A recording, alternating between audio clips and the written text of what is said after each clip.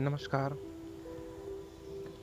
दोस्तों, एक बार फिर से स्वागत है आप सभी का हमारे इस YouTube चैनल पे। आज की इस वीडियो में हम बात करने वाले हैं, जब एक व्यक्ति ने कृष्णमूर्ति से सवाल किया, यदि मैं पूर्णतया ईमानदार हूँ तो मुझे स्वीकार करना पड़ेगा कि लगभग प्रत्येक व्यक्ति के प्रति मुझे केवल नाराज़गी ही नहीं, कभी कभी घृणा भी होती है। इससे मेरा जीवन बड़ा दुखमय और कष्टमय हो जाता है। मैं बौद्धिक रूप से समझता हूँ कि यह नाराज़गी, यह घृणा मैं ही हूँ, लेकिन मैं उसका सामना नहीं कर पाता। क्या आप मुझे रास्ता दिखा सकते हैं? तो कृष्णमूर्ति जी कहते हैं, बौद्धिक रूप से हमारा तात्पर्य क्या है? जब हम कहते हैं कि हम किसी वस्तु को बौद्धिक रूप से समझते हैं, तो उससे हमारा क्या तात्पर्य होता है? क्या बौद्धिक समझ नाम की कोई चीज़ होती है, अथवा मन केवल शब्दों को ही समझ पाता है? क्योंकि वे ही हमारे परस्पर विचार संप्रेषण के एकमात्र माध्यम है। क्या हम केवल शाब्दिक रूप से, केवल मानसिक रूप से किसी वस्तु को वाकई समझ सकते हैं? सर्वप्रथम हमें इसी मामले में स्पष्ट होना है, अर्थात क्या तथाकथित बौद्धिक समझ दरअसल समझने में रुकावट नहीं है? निश्चय ही समझ समग्र होती है, खंडित या आंशिक नहीं। या तो मैं किसी वस्तु को समझता हूँ या नहीं समझता। स्वयं से यह कहना कि मैं किसी वस्तु को बौद्धिक रूप से समझता हूँ, निसंदेह समझने में बाधा ही है। यह एक आंशिक प्रक्रिया है और इसलिए यह समझ है ही नहीं। तो प्रश्न यह है, नाराजगी और घृणा से भरा हुआ मैं उससे मुक्त कैसे हो पाऊंगा? इस समस्या का सामना मैं कैसे कर पाऊंगा? हम किसी समस्या का सामना कैसे करते हैं? समस्या क्या है? निसंदेह समस्या वह है जो परेशानी पैदा कर रही हो। मैं नाराजगी से भरा हूँ, घृणा से भरा हूँ, मैं व्यक्तियों से घृणा करता हूँ और उससे कष्ट होता है, और मैं इसके प्रति सचेत हूँ। मुझे क्या करना चाहिए? यह मेरे जीवन में बड़ी परेशानी का कारण है। अब मैं क्या करूं? मैं उससे वास्तव में कैसे मुक्ति पाऊं? कुछ देर के लिए नहीं, बल्कि उससे बुनियादी तौर पर मुक्ति। मुझे यह कैसे करना होगा? मेरे लिए यह एक समस्या है, क्योंकि यह मुझे परेशान करती है, और यदि यह परेशान करने वाली बात ना होती तो यह मेरे लिए समस्या ना होती। क्योंकि यह कष्ट, परेशानी, दुश्चिंता उत्पन्न करती है, क्योंकि मुझे लगता है कि यह खराब है। मैं इससे पीछा छुड़ाना चाहता हूँ। अतः मेरी आपत्ति परेशानी पर है, अलग अलग समय पर, नाम से अलग अलग नाम पर। लेकिन इच्छा मूल रूप से यही है कि मैं परेशानी से बचूं। ऐसा ही है ना, क्योंकि सुख परेशान नहीं करता। मैं उसे स्वीकार कर लेता हूँ। मैं सुख से मुक्त नहीं होना चाहता, क्योंकि उसमें कोई परेशानी नहीं है। कम से कम फिलहाल तो कोई घृणा, नाराजगी मेरे जीवन के बड़े परेशानी पैदा करने वाले मसले हैं, और मैं उनसे मुक्त होना चाहता हूँ।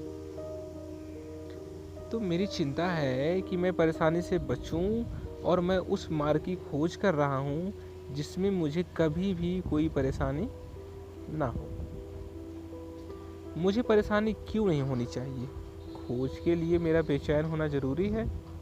खोज के करने के लिए मुझे जबरदस्त उथल पुथल से, खलबली से, चिंता से गुजरना पड़ेगा? यदि मैं परेशान नहीं होता तो मैं निद्रा मग्न रहूँगा।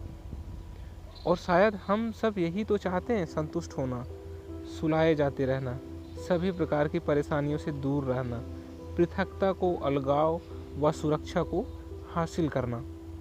यदि मुझे परेशान होने की परवाह नहीं है, सतही तौर से नहीं बल्कि वास्तविक में यदि मुझे परेशान होने से दिक्कत नहीं है क्योंकि मैं खोजना चाहता हूँ, तो घृणा के प्रति, नाराजगी के प्रति मेरे दृष्टिकोण में एक परिवर्तन हो जाता है।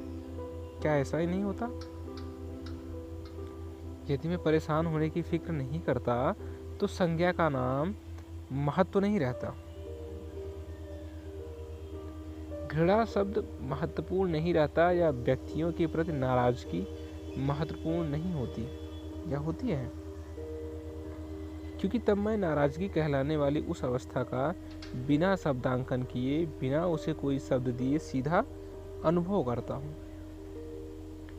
घृणा और नाराजगी की तरह क्रोध भी बड़ा ही विक्षोभकारी, परेशान करने वाला है और आमतौर पर हम बिना शब्द दिए क्रोध का सीधा अनुभव नहीं कर पाते।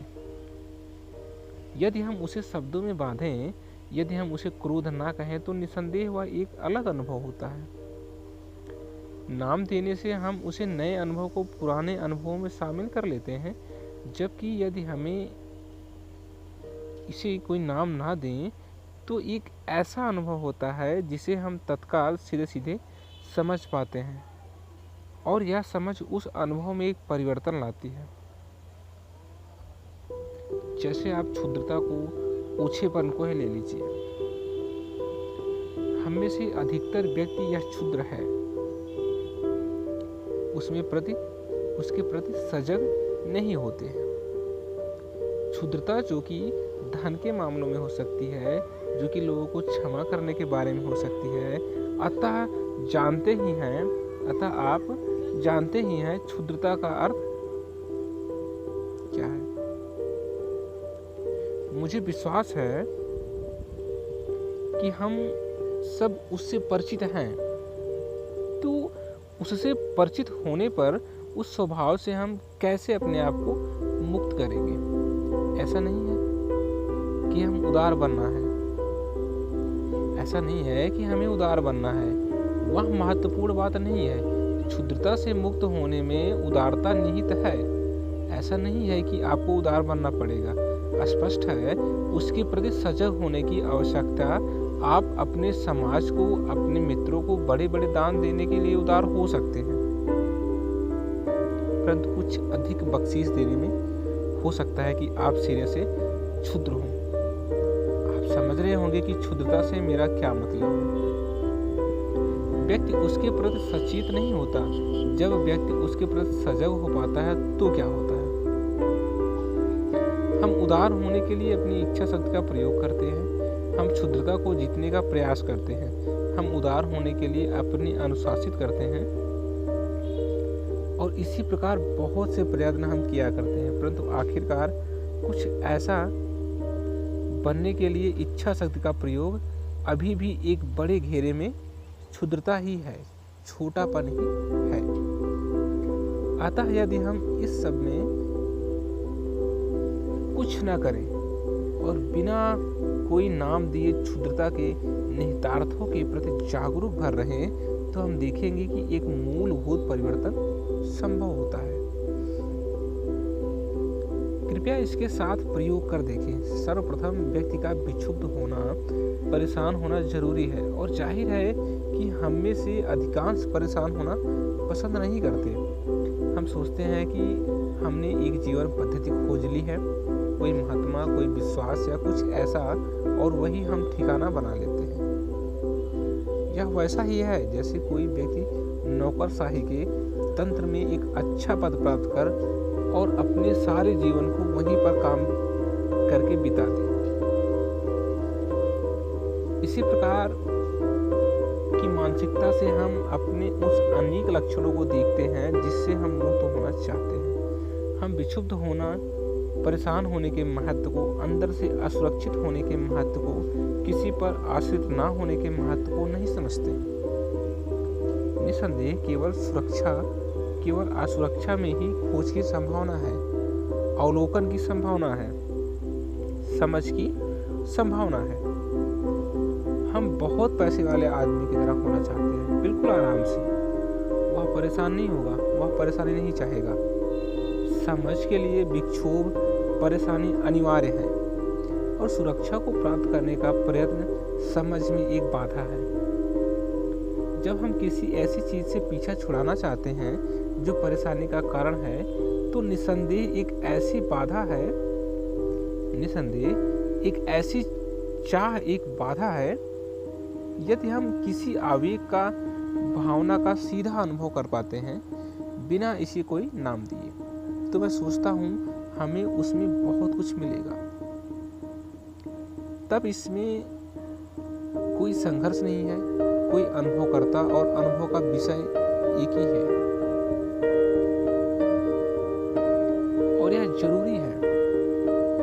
जब तक अनुभवकर्ता अपने भाव को, उस अनुभव को शब्दों में बांधता है, वह अपने को इससे पृथक कर लेता है और इस पर कार्य करता है। इसे कर्म एक नकली, भ्रामक कर्म है। परंतु यदि शब्दीकरण नहीं हो रहा है, शब्द नहीं दिए जा रहे हैं, तो अनुभवकर्ता और अनुभव का एक विषय एक ही है। यह एकत्व अनिवार्य है और इसका एकदम सीधे सीधे सामना किया जाना आवश्यक है। धन्यवाद।